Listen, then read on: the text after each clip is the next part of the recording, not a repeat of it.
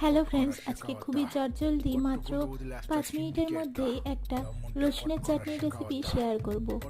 এর জন্য প্রথমে রসুন নিয়ে নিয়েছি। এখন রসুনগুলোকে ভালো করে থেতো করে নেব। তারপরে এর মধ্যে দিয়ে দেব ধনের গুঁড়ো, হলুদ গুঁড়ো, নুন আর লঙ্কার গুঁড়ো।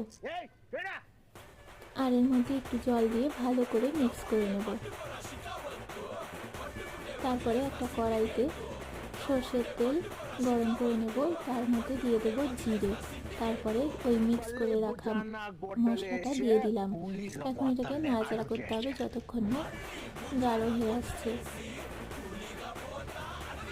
এখন দেখতেই পাচ্ছেন চাটনিটা হয়ে এসেছে। এবার উপর থেকে লেবুর রস আর ধনেপাতা কুচি ছড়িয়ে ভালো করে মিশিয়ে নামিয়ে নিলেই রেডি রসুনের চাটনি।